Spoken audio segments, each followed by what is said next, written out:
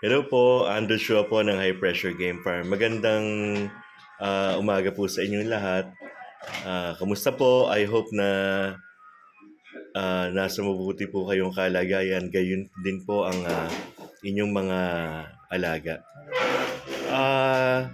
Alam niyo po ba na yung B-complex ay sangkap na din po yan ng pinagsama-samang mga vitamin B.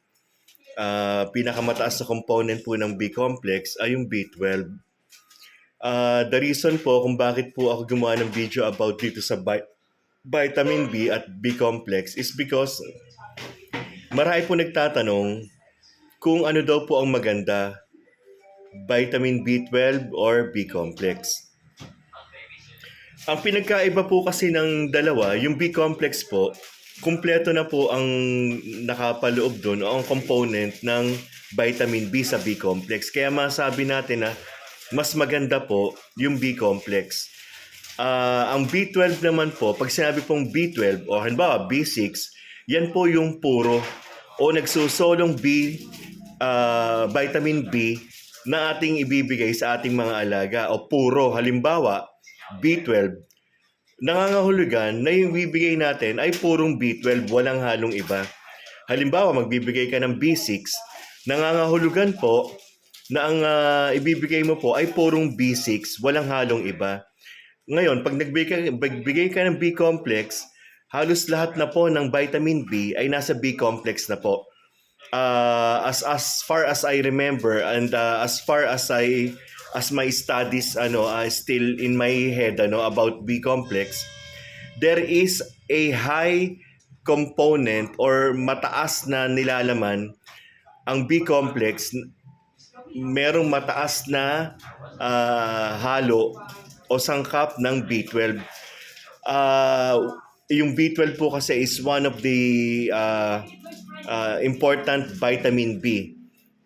Kaya po yung B12 palagi pong nababanggit sa anumang paggamit, mapahayop man o tao. Kaya lang po, kapag po nagbibigay kayo ng B-complex, pwede na po kayong hindi magbigay ng B12. Pero pag nagbigay po kayo ng B12 lang, kailangan nyo pa rin po magbigay ng ibang vitamin B if there is a necessity. Kaya po maganda mag-B-complex kasi po you do not have to worry about not giving them B6 or any B12 that we think na kailangan ng ating mga alaga. Kaya magandang gamitin ng B-complex kasi po kompleto na po yan.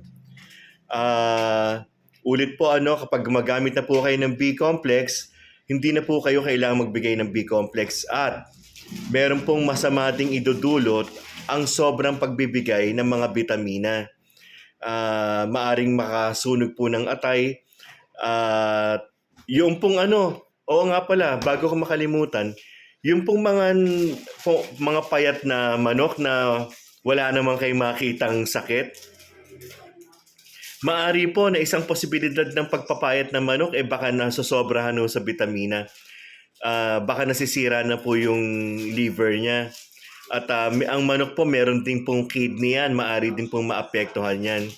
So, wag po kayong nagmamadali na mapaganda ang inyong manok. It really takes time para mapaganda natin yung manok natin. Hindi ho yan makakuha ng overnight lang. Kailangan po talaga pangmatagalang pagbibigay po para po makuha natin yung ganda na nais natin sa ating mga manok. Particular po yung ganda ng katawan. So, yun lang po. Ito po muli si Andrew Chua ng High Pressure Game Farm. Maraming salamat po sa inyo at pagpalain po tayo ng poong may kamal. Salamat po.